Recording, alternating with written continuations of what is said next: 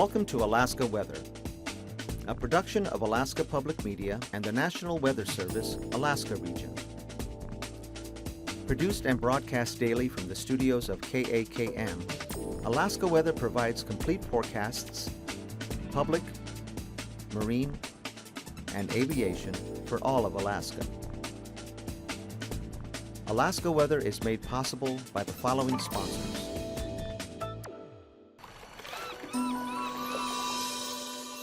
Sometimes the best way to find a living is to stay right where you are and study with UAS online.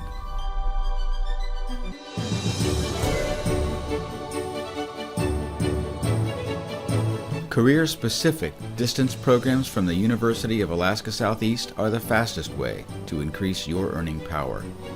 We connect all over the world.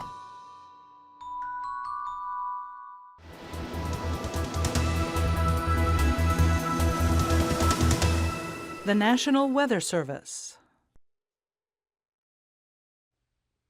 Hello everyone, and thanks again for joining us here for another edition of Alaska Weather.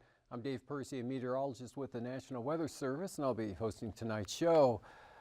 Up on the chart here, we've got a wind advisory out for the Alaska Range for winds gusting as high as 55 miles per hour tonight through tomorrow here through the passes of the Eastern Range, and possibly gusting up to 65 miles per hour back here toward the western part of the mountains.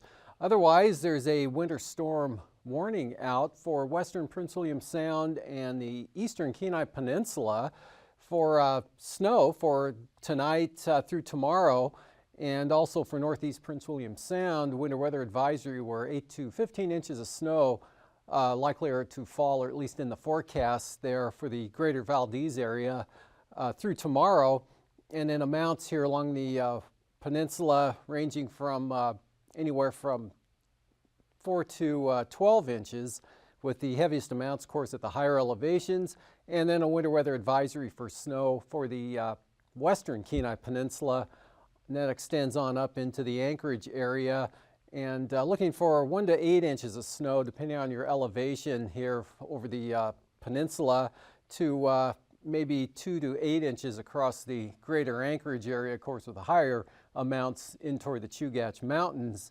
And moving on to the satellite imagery, you can see some moisture associated with the front streaming northward here, quite an area band of clouds along the North Gulf Coast, bringing storm force winds along the northern Gulf of Alaska and gusty winds and across the Barren Islands to Kamishak Bay. Rain and snow falling the entire afternoon there at Kodiak Island, with rain in over the southern Kenai Peninsula areas, and then areas of rain and snow increasing this afternoon up along the North Gulf Coast and in towards mainly western Prince William Sound.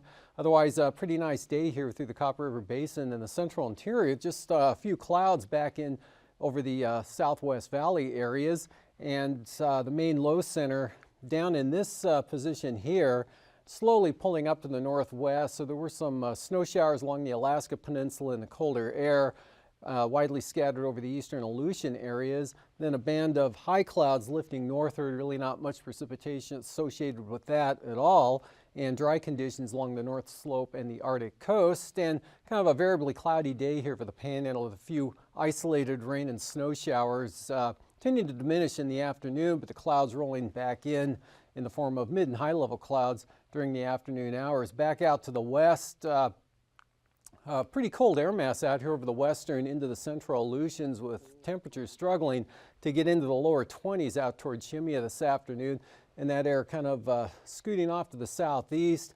A little bit milder conditions here up over the central and northeast Bering Sea, and then you drop back down into the single digits up around St. Lawrence Island, in through the Bering Strait, with north winds gusting 25 to 35 miles per hour from Tin City down to Gamble. Otherwise, northeast winds up over the western Arctic coast running the 10 to 20 mile per hour range, with lighter wind conditions back to the east there along the eastern coast, and over the actually pretty light wind conditions here over the northeast interior areas. But again, a little gusty along the Alaska Range this afternoon. And here's that front lifting northward with the rain and snow, becoming more showery there for Kodiak Island, with snow showers back along the Alaska Peninsula, and all that moisture sailing northwest and then westward there into the Kenai Peninsula, and that'll be shifting north tonight, still staying off the coast here of the Panhandle, just some isolated, widely scattered showers over the area though, and pretty nice again over the interior valleys. And for tonight, that moisture, again, storm warnings are out for the southeast coast, the Gulf of Alaska, Prince William Sound, as well as Kamishak Bay and the Barren Islands for tonight. Otherwise, showery and breezy for Kodiak Island. It could be rain and snow showers over there depending on your elevation, definitely for the Alaska Peninsula. Patch of snow here over the southwest interior, so look for some occasional snow from about Dillingham northwestward into the southern Yukon Delta, with some increasing cloud conditions to the north across the Yukon Delta to St. Lawrence Island. Patchy fog possible along the Arctic coast, and then rain and snow heavy at times here along the North Gulf Coast. Again, that mostly in the form of snow with any elevation at all into the eastern and southeast slopes of the mountainous terrain. But the rainfall staying mostly off the coast here of the Panhandle, but the winds will be increasing out of the southeast. There will be some spotty areas of light rain or showers there, and there'll be mostly mixture of moisture, but staying on the light side up around Lynn Canal and the Glacier Bay area. And just look for a little bit of light snow to develop on the southern slopes of the eastern Alaska Range there, northern Copper River Basin. And for tomorrow, that front lifts northward, so rain and snow here over south central Alaska. Again, along the coast, lower elevations, chance of rain. Again, any elevation at all, and you'll be into the snow. And a band of rain along that front will be extending down across the southeast coast with strong gale and storm force winds to start the day out there, especially along the coastal areas. And that'll be diminishing as the front weakens and tries to edge its way eastward. But most of the rainfall will be hung up along the western coast areas out there. And this front pushing northward, but not a lot of moisture associated with it. Look for a few snow showers here back into the Seward Peninsula. Then a band of light snow from St. Lawrence Island on down to maybe the Pribilofs, and snow showers continuing for the Alaska Peninsula with the colder northwest winds there. Widely scattered showers for the eastern Aleutian areas, and then diminishing snow showers now as you head out to the west. And winds becoming pretty light and variable out here over the western Aleutians with dry conditions, maybe some clearing ahead of that next system, which brings gales back into the western Aleutians, possibly the central Aleutians as well during the day on Monday, with snow mixing with rain here over the Adak and Atka area, but staying all snow out toward Amchitka to Shemya. Still possibility of some scattered rain and snow showers over the eastern Aleutians. A little bit better chance here along the Alaska Peninsula. South to southeast flow, keeping the moisture in along the southern slopes of the areas there. Same pattern for the Kodiak Island area.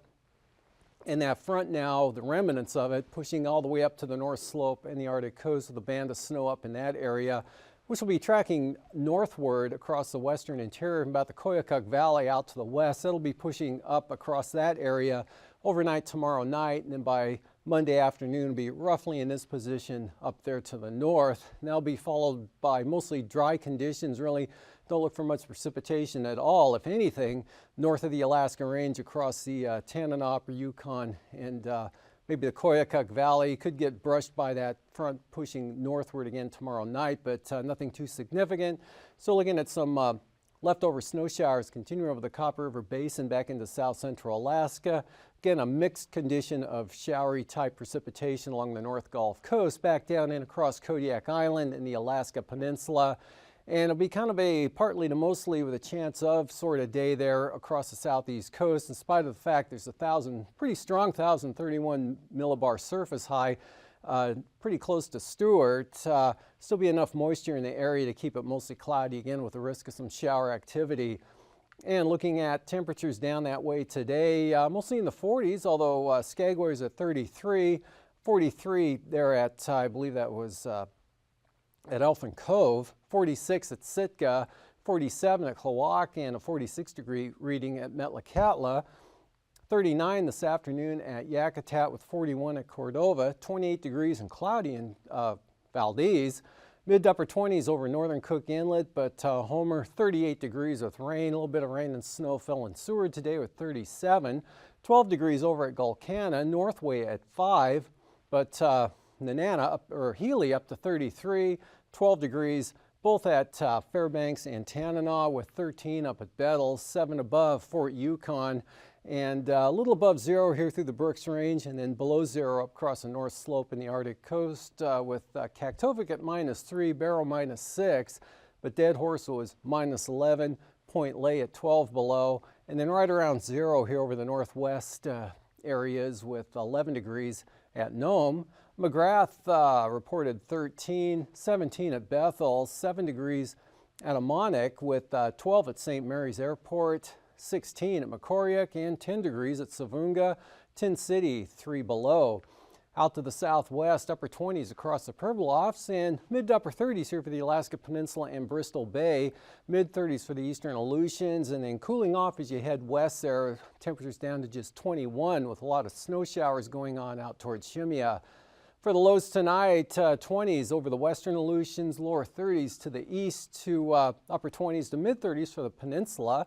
Below 0 generally here over much of the northern half of the state, with the coldest readings up over the North Slope again, but into the Tanana Valley, single numbers above 0, with readings dropping below 0 around the Tok Northway area, and then milder conditions south of the mountains across south central Alaska with the increasing clouds and moisture. Look for lows mostly in the 20s in this area, lower 30s for the coast, and milder conditions for the Panhandle.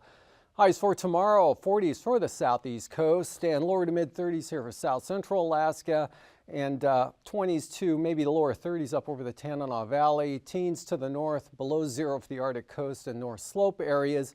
20s over the southwest interior, rising to around 40 degrees for king salmon tomorrow. Upper 30s for the peninsula, eastern Aleutians, and chillier back out to the west. Flying weather, marginal VFR, some areas of IFR possible along all of the southeast coast, IFR along the coast and up along the coast mountains here for the North Gulf Coast areas, Prince William Sound, and down the eastern Kenai Peninsula area, and also along the eastern slopes of the western Alaska Range. Look for some IFR. IFR from the Alaska Peninsula to the Pribilofs and northward through the Bering Strait, some patchy stuff on the eastern Arctic coast. Passes shaping up like this, both Anatuvik and Adigan will be VFR through the day tomorrow. Lake Clark and Merrill, IFR in the eastern entrances of both passes, otherwise marginal. Same forecast for rainy. Lowest conditions will be on the eastern approach with better conditions out to the west. Windy southern approach, marginal, otherwise VFR in toward the valley. Isabel, same pattern, possible marginal VFR in the southern entrance. Mentasta, though, VFR all the way. Tanita, IFR, east side, higher conditions off to the west. Portage, IFR. Chilcoot and White, marginal, becoming IFR later in the day.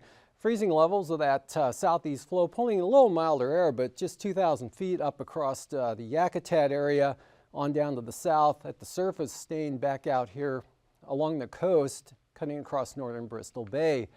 And for icing, 2 to 17,000 feet here. Could be some moderate rime icing or some widespread moderate rime icing. Yakutat up in across northern Prince William Sound, with some icing extending down along the coast of the Panhandle and up into south central Alaska. More icing here over Kodiak Island, and from the Alaska Peninsula toward the Pribilofs, angling back up into the Seward Peninsula. Upper level wind flow chart, the main jet well to the south cutting into western North America, but we've got that southeast branch here, 70 to 80 knots, pulling the moisture up into south central Alaska. 9,000 foot winds, got some pretty good winds here, 40 to 50 knots at 7,000 or 9,000 feet, up to 70 knots there for the North Gulf Coast. Lighter in over the interior. Northeast becoming northerly there across the eastern Bering Sea, and northwesterly across the Aleutians and the Alaska Peninsula. Lighter winds out to the west. 3,000 foot winds south to southeast, 25 to 35 knots there, Kodiak Island, Bristol Bay. 30 to 50 knot winds here for the North Gulf Coast, and right along the Panhandle, diminishing in the afternoon. Northeasterlies here back up to the northwest and into the northern Bering Sea. Turbulence-wise, occasional moderate chop, Prince William Sound, eastward to Yakutat and down all the way to the Queen Charlottes, and also over the eastern Alaska Range where those wind advisories are out. Kodiak Island, northeast Bristol Bay, western Arctic coast through the Bering Strait could be a little turbulent throughout the day tomorrow. After the break, I'll be back with the marine forecasts.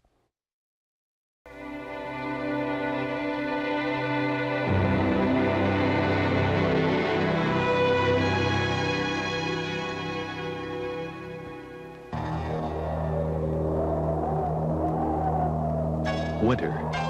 Cold, wet, and deadly.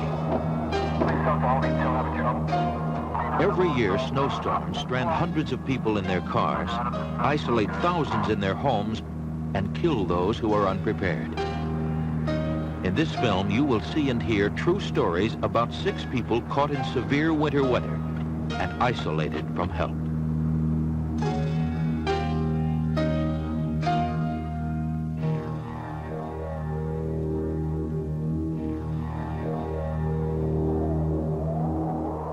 Ed and Paul Maluski were going to their cabin to button it up for the winter when it began to snow. The storm hit about halfway up the mountain. By the time we got about a mile from our cabin, we kept getting stuck every 10 feet.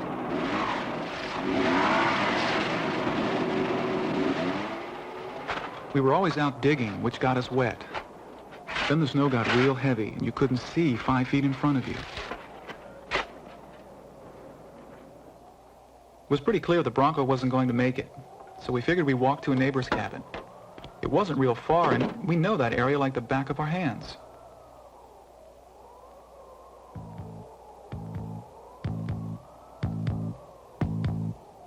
The funny thing is, everything changes at night. And with the blizzard, well, you couldn't tell which way you were going. I thought I knew, but boy, I just couldn't tell for sure. Dad! Leave this back here! We don't need it! There's food in the cabin! You know, it was funny. I'd be thinking real clear for a while, and then just didn't know what I was doing or where I was going. I couldn't even remember Paul's name. My own boy, and I couldn't remember his name. I got worried wading through that snow. Dad was really beat. He could barely keep up. I started thinking about things I'd never thought about before.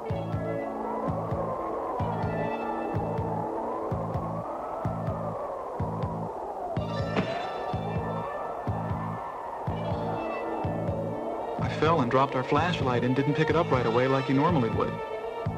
I knew we were getting delirious then.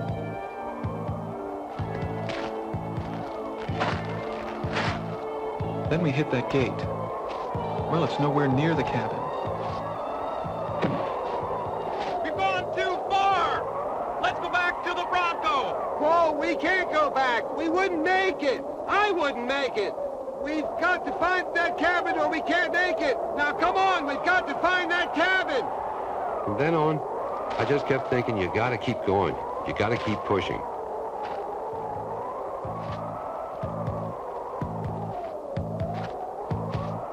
I saw that cabin and said one long prayer. I could hardly believe we finally found it. We walked for 2.5 hours and it was less than a half mile from the Bronco. All I could think was, we had to get inside.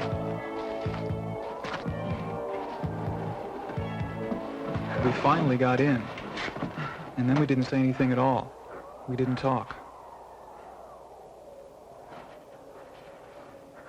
Ed and Paul had become victims of hypothermia, a physical condition caused by a person's body losing more heat than it produces. The result? A dangerously low body temperature. When Ed and Paul were outside, the conditions were perfect for hypothermia to set in. It was cold, and they were tired and wet. First, their bodies tried to generate more heat to combat the cold. They began to shiver. It was a losing battle. The constant exposure to cold, wet weather defeated this first line of their body's defense. Then, in order to keep the remaining heat concentrated in the body core, the brain, heart, and lungs, their bodies began to cut down blood circulation to their arms and legs. This gave their vital organs a fighting chance to continue functioning. But it also caused the loss of muscle control in their hands, legs, and arms. As their natural defenses gradually began to break down, they became more confused and disoriented. If they had not found the cabin, the cold would have defeated all their body's defenses, and they would have died. In this kind of emergency, the first thing to do is get out of the cold. Then, carefully begin rewarming the body. The most important areas to rewarm first are those areas nearest the body core, the sides of the chest, the neck, the groin, and the head. These are the areas of highest heat loss and highest heat absorption. Warming these areas first lets the body build back and hold its heat, starting with the body core and gradually spreading to the rest of the body.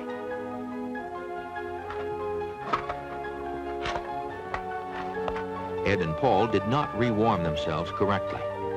They began by warming their hands and feet, and that could have killed them. Warming the body's extremities first forces cold blood to flow back to the body core. The result is usually death. Paul went to bed that night shivering uncontrollably because his body had not been rewarmed properly. Both men needed medical assistance desperately. It's a miracle they survived. Part of the miracle was the cabin they broke into. It was owned by a man who believed in being prepared for anything. Once we got warmed up, we found plenty of wood for the fire. Besides, there was a propane tank to heat the cabin too. There was plenty of food, enough to last us a couple of weeks. And you could eat it right out of the can. You didn't need a stove to cook it on. Nothing. Well, they know we're gone. Yeah, they should. Candles, flashlights, lanterns, all were on hand with plenty of batteries and fuel to keep them working. Ed and Paul even found a battery-powered radio. It was a relief to hear that rescuers were out looking for them. The cabin had a well-stocked first aid kit, too. Ed and Paul were stranded way up in the mountains, far from any help. But even in a city, snowstorms can be dangerous, especially for the elderly. The elderly can fall victim to hypothermia even at home. It's essential for them to maintain warm room temperatures of 68 degrees Fahrenheit or more. Continued exposure to low room temperatures can easily cause older people to become hypothermic, and it is very difficult to detect. Your turn now. They usually don't shiver as hypothermia takes hold, but their breathing may become shallow and their heartbeat may slow down. Either of these symptoms during cold weather means medical help is needed immediately. The best cure, of course, for anyone is prevention. Stay warm all the time, eat well and regularly, and keep physically fit. These factors will help protect you from winter cold. Did you get back to the clinic this morning? Good.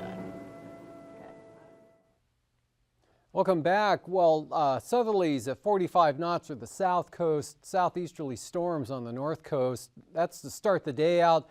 These will be coming down considerably throughout the afternoon. Winds northerly at 25 knots for northern Lynn Canal. Northeast, therefore, Stevens Passage, and southeasterly gales for Clarence Strait. Outlook for Monday, much lighter winds south to southeast, just 15 knots out along the coast. 25 knots southerlies for northern Lynn Canal, otherwise lighter winds for Stevens Passage. Southeast 20 for Clarence Strait with 4-foot seas.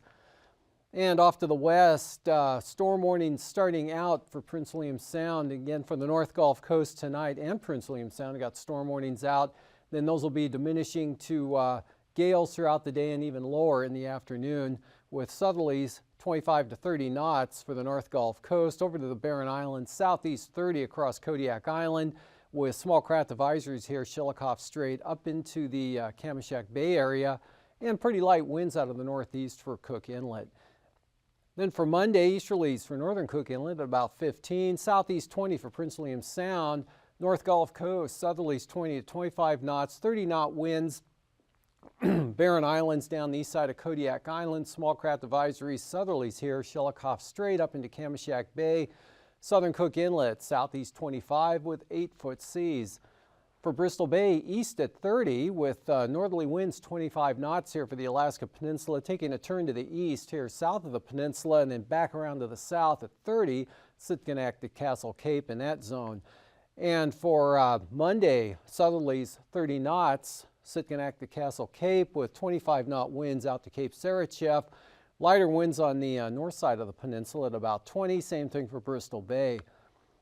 For the Aleutians, northwest 25 for the Fox Islands, 25 to 30 knot northwesterlies out to Adak and Atka, diminishing and becoming variable tomorrow over the western areas.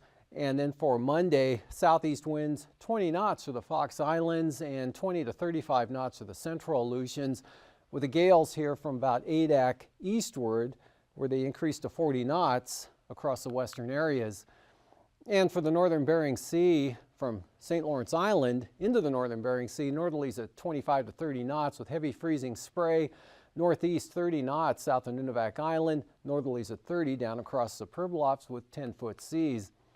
Then those become lighter and more variable, becoming southeast at 15 for the Pribilofs on Monday.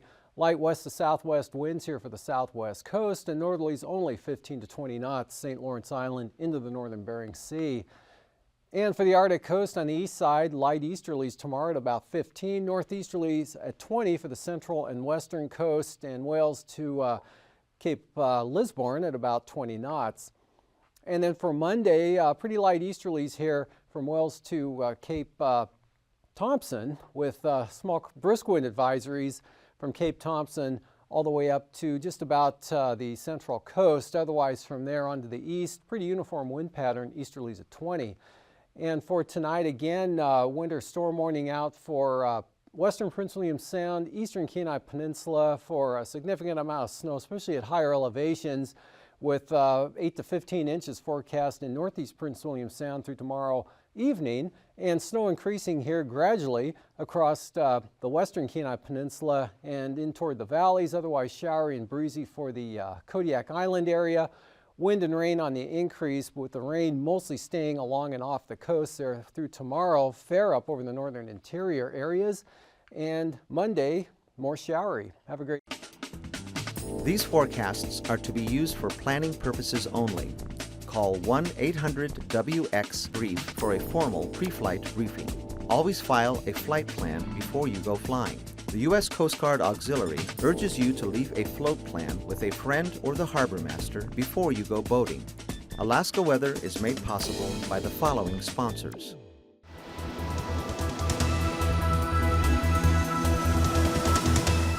The National Weather Service.